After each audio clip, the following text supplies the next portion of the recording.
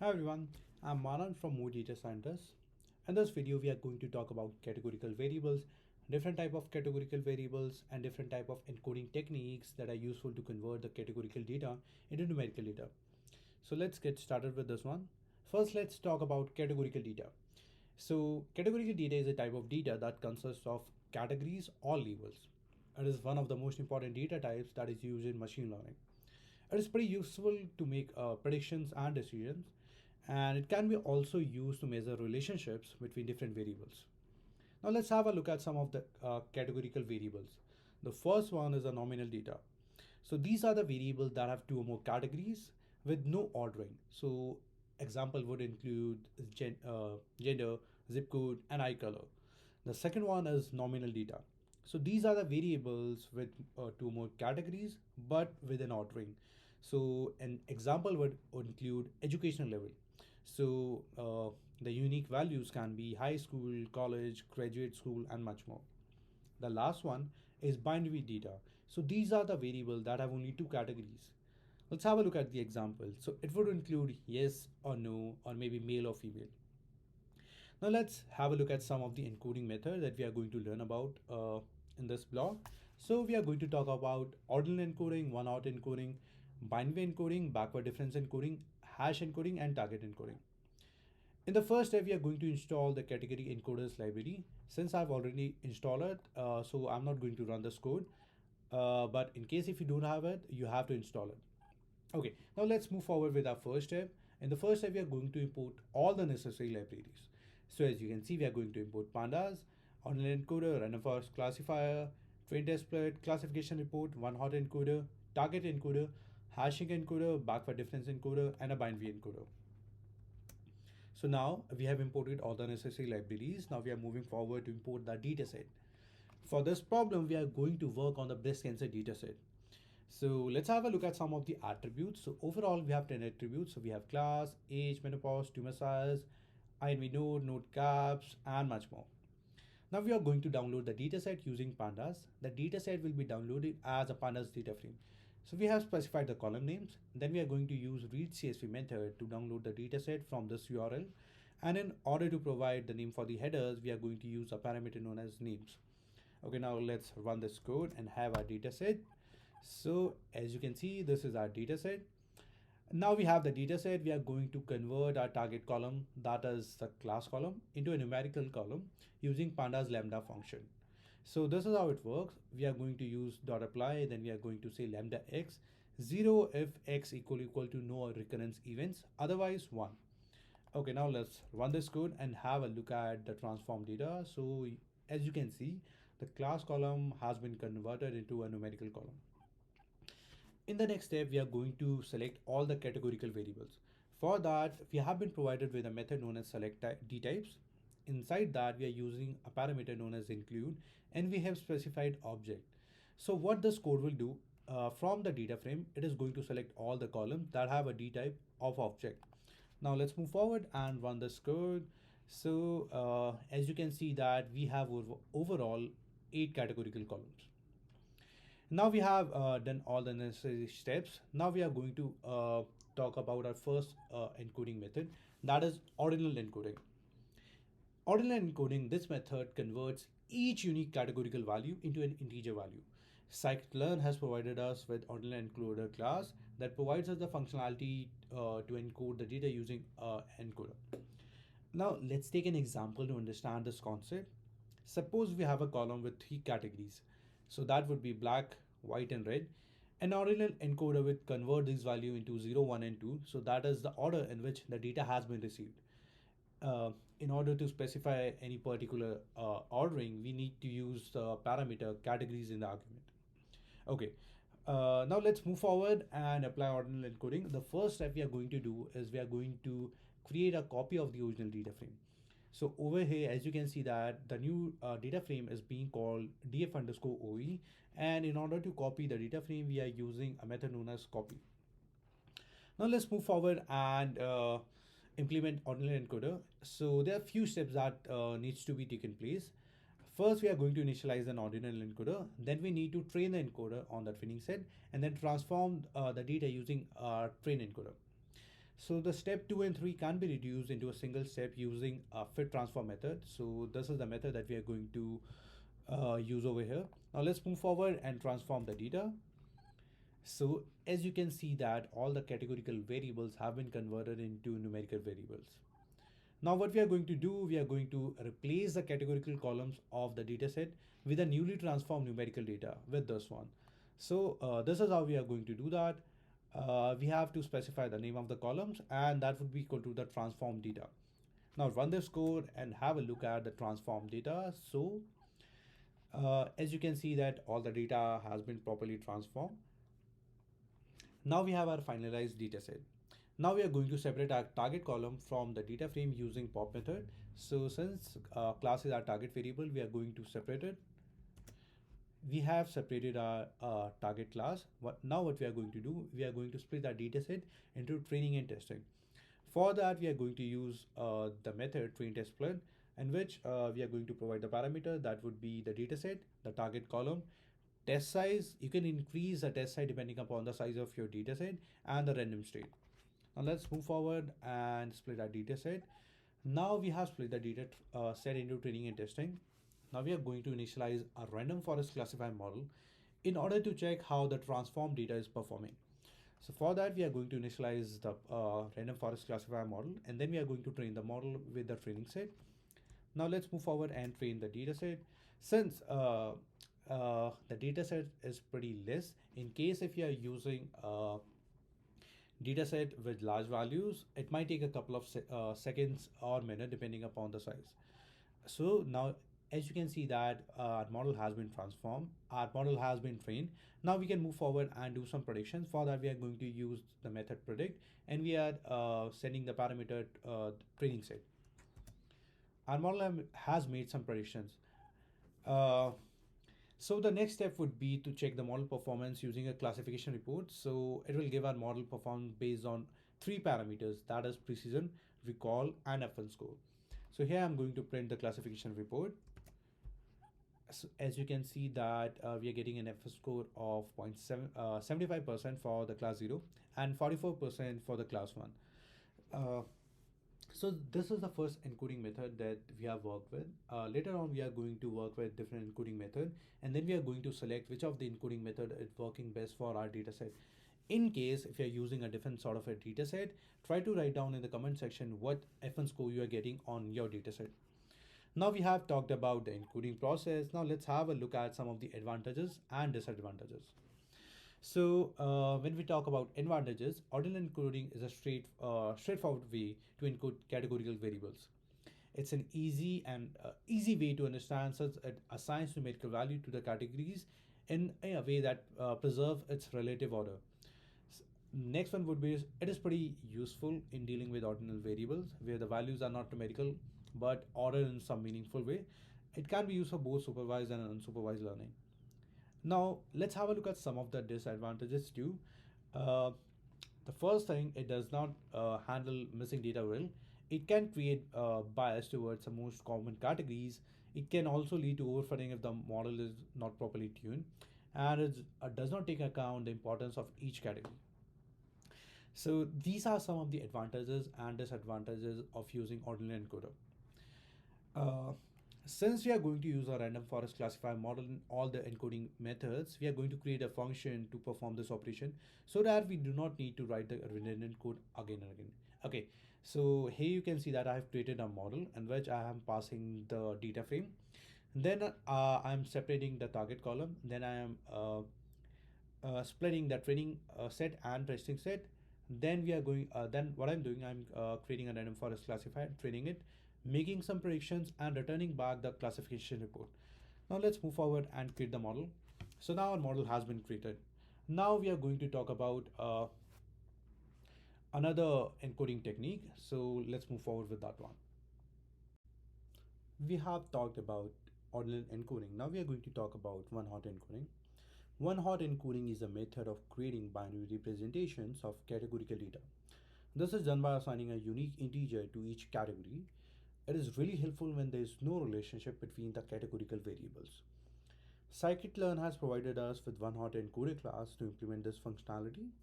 Let's understand this concept with an example. Let's suppose you have a categorical column that have two unique values, black and white. One hot encoder would first sort the data and then assign binary representations to those values. So the black would be represented as 1 0 and white would be represented as 0 1. The number of columns would be equal to the total number of unique values in the categorical column. Now let's move forward with this. First, we are going to create a copy of original data frame. For that, we are going to use a method known as copy.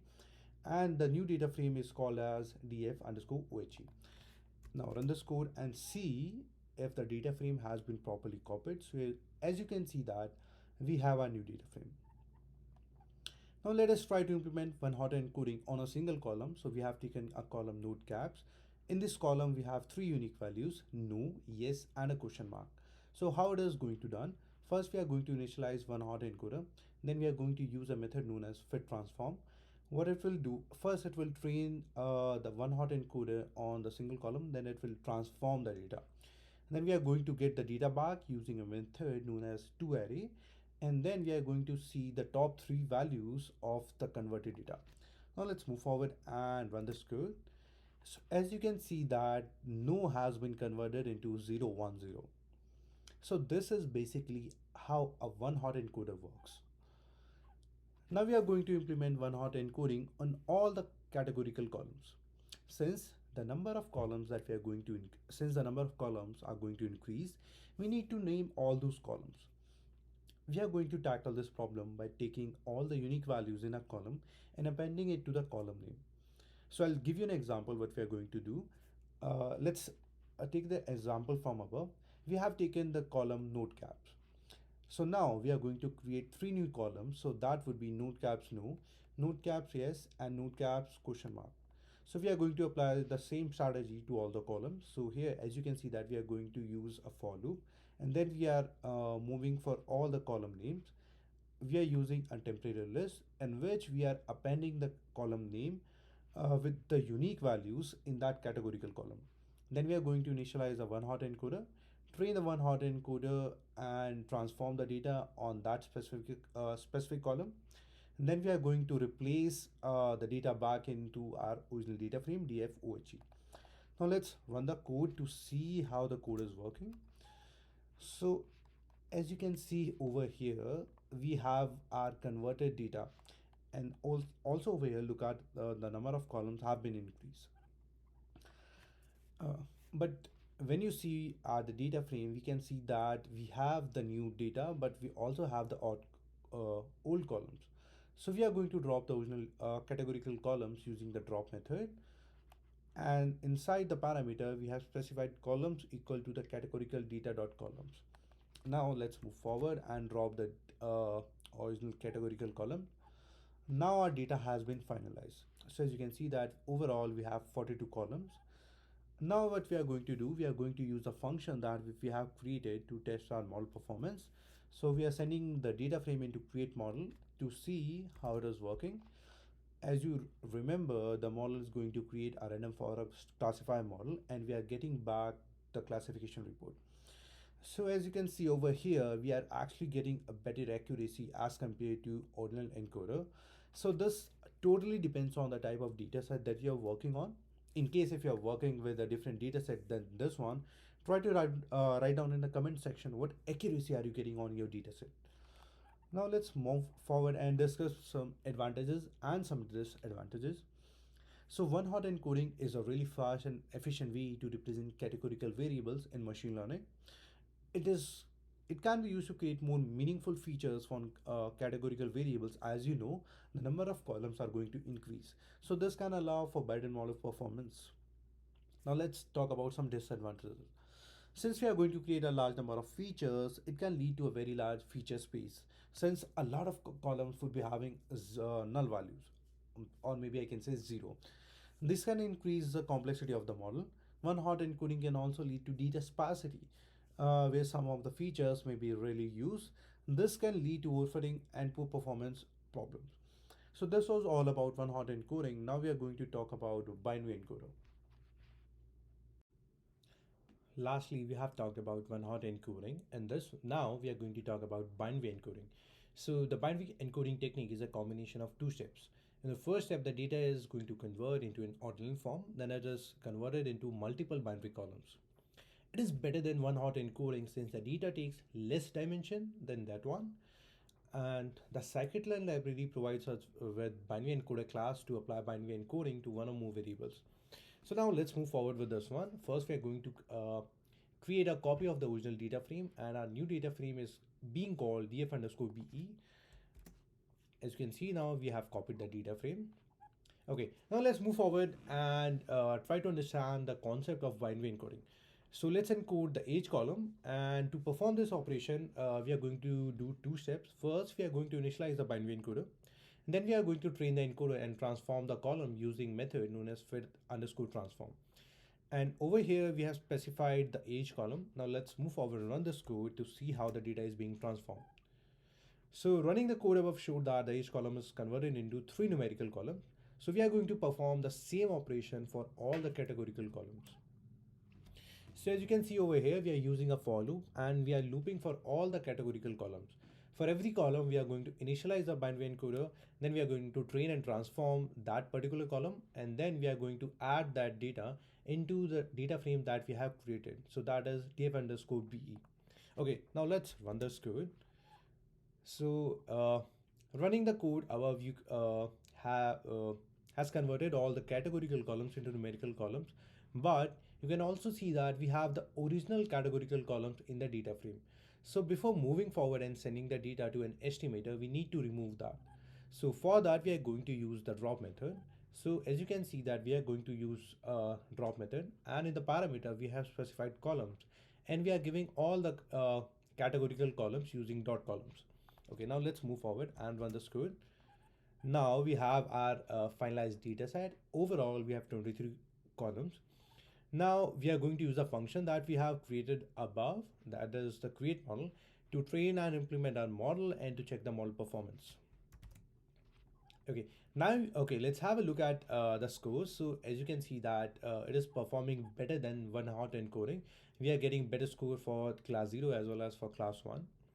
Now let's move forward and look at some of the advantages. So binary encoding works pretty well with a large number of categorical values, and secondly, it is memory efficient as compared to one hot encoding. In case if you're using a different data set, try to write down in the comment section what F1 score you are getting on your data set. So this was all about one hot binary encoding. Now we are moving forward with another encoding methods that is known as backward difference encoding. So it is a technique used in scikit-learn for representing data as a sequence of numbers. This encoding is useful for representing data that is discontinuous or has a large range. Backward difference encoding works by taking the difference between each number in the sequence and the number that precedes it. It is available in scikit-learn via backward difference encoder class. So now let's move forward. So we are going to perform the same operation as the above one. First, we are going to create a copy of the data frame. For that, we are going to use copy method, and this data frame is going to be called as df underscore bde. So now let's move forward and create a copy. So a new copy has been created. Okay, now we are going to perform backward difference encoding on a single column, and for this one we have selected the best column. So we are going to initialize the backward difference encoder, then we are going to train it and transform the column using the method fit underscore transform. Okay, now let's move forward and transform the data. Okay, so this is how the transformed data looks like. So now you know how to implement backward difference encoding. So we are going to perform this operation on all the categorical columns. So we are going to perform the same operation. We are going to use a for loop. Then we are going to initialize the backward difference encoder every time. And then we are going to fit transform. Then we are going to add the data into the data frame bf underscore bde. Okay, now let's move forward and run this code. So as you can see that this is the transform data that we have just now implemented. Since we don't need the original categorical column, we are going to drop that, and we are going to use this same method, drop method. Now let's move forward and run this code. Okay, now we have our target class and all the columns that have been converted. Now we are going to check our model performance using the method create model that we have created above. Okay, now let's go forward. As you can see that the class 1 is actually performing well than the binary encoder. So this actually depends on the type of data set that you're working on. In case if you're working with a different one, try to write down what the reference score you are getting using backward difference encoding. So now we have understood the concept of backward difference encoding. Now we can move forward with some advantages as well as some disadvantages. So talking about advantages, it is a powerful and efficient technique for encoding variables. It can be used to reduce the dimensionality of the dataset as it creates new feature for each category of the variable.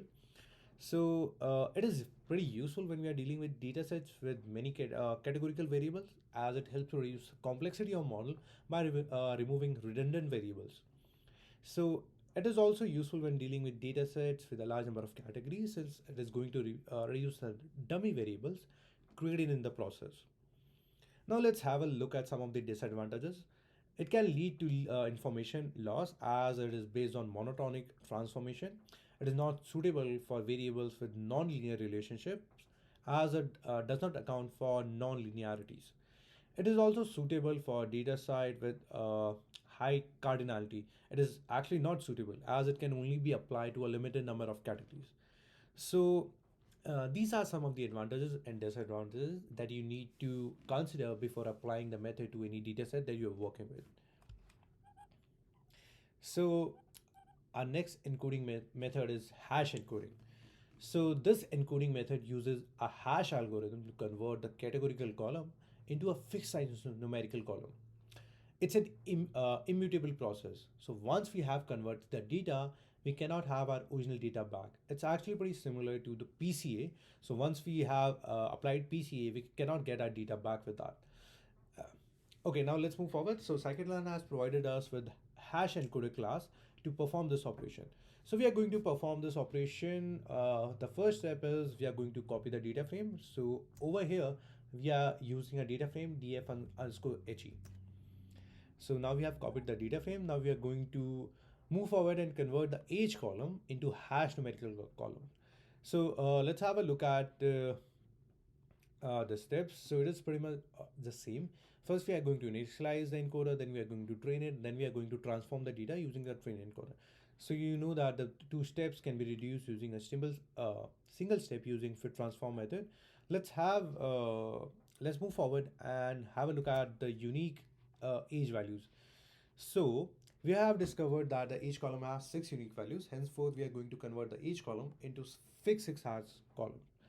So this is how hash encoder works. So you have to specify the call and the number of components that you want to get your data transformed into. So as you know, we are going to convert the data into 6 column. So first we are going to initialize it, then we are going to train and transform the data using fit_transform. Now let's move forward and run this code. It might take a couple of seconds. Okay, so as you can see that now we are having 6 columns from column 0 to column 5. So this is how hash encoding works. Okay, so now we have understood how hashing encoder works. Now we'll transform all the categorical columns into hash column. So we are going to perform the following steps. First, we are going to choose a single categorical column. Then we are going to select the total unique values in that column. Then we are going to train and transform with this select column with n components equal to the number of unique values in that column. Then we are going to rename all the transform column to avoid any sort of confusion. So here we are going to use a for loop. Then we are going to take the length of the total unique components.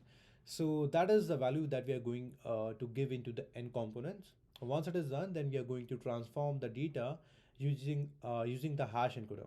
Once it is done, then we are going to add that data by renaming all the columns. So now let's move forward and run this code. So this might take a couple of seconds. So in the meantime, you can pause the video and try to implement the code so that you'll be able to understand each and every concept in detail. Okay, it's taking more than a few seconds since we are having a large number of columns. Okay, so as you can see that overall we have 50 columns, and have a look at some of the newly transformed columns. Okay, so now we are, as you can see that we have a total of 50 columns. We still have our original categorical columns in the data set, and we are going to drop those columns using drop method. So it's exactly the same as the previous one. So now all these original categorical columns have been removed. Now we are going to check the model performance using the method that we have created above. So as you can see that this one is actually performing best from all the encoding method that we have seen before. So now let's have a look at some of the advantages and disadvantages. Advantages would be a feature column with maybe 100 attributes can be converted into n size feature, so that would be a fixed size feature.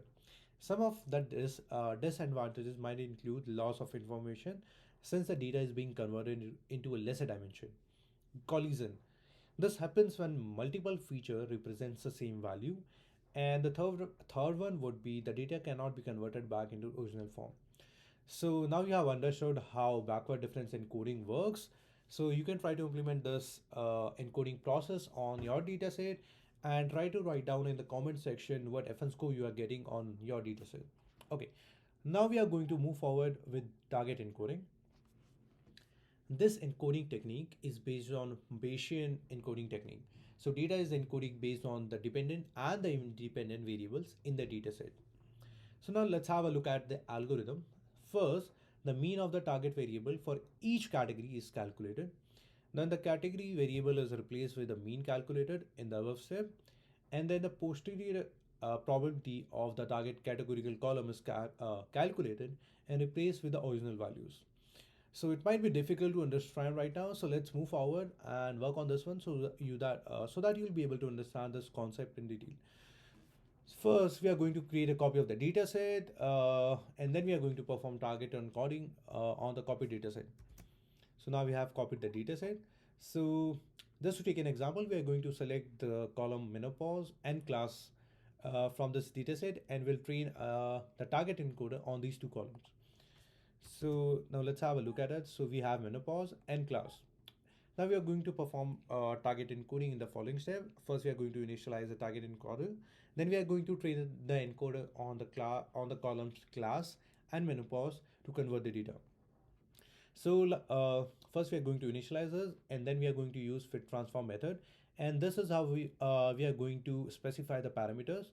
The first one is the independent variable, that is menopause. Second one is the dependent variable, that is the class variable.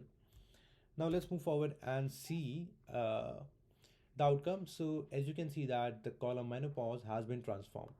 So this is how target encoding works. Now we are going to implement this encoding technique on all the categorical columns. So we are going to use the for loop for the same, then we are going to initialize the target encoder, and then we are going to use fit transform method on each and every categorical column. So now let's move over and run this code. So now each and every column has been converted. Now we can use the function that we have created, that is the create model, to see how it is actually performing. So you can see that this is performing pretty well too, but the FN score for the class 1 has been decreased. So now you have gone through 6 encoding techniques, and you have gone through advantages and disadvantages. So you can choose which one of the encoding techniques will be better for your dataset. Now let's have a look at some of the disadvantages. So this technique may lead to model overfitting. So in order to handle that, regularization can be used. And in case if the data is biased, it can lead to extreme values. Okay, so let's have a look at the summary. So we have learned about ordinal encoding, one hot encoding, binary encoding, backward difference encoding, hash encoding, and target encoding. We have gone through all the advantages, disadvantages. So you can decide which one works best for you. In case if you're using a different sort of data set, you can write down in the comment section what FN score you are getting using target encoding. So this was all for this chapter. In case if you want to have a look at the complete code, I have mentioned the link of the blog. You can go over there, and we have also a lot of free courses that you can use and try to take your first step toward machine learning. Thank you.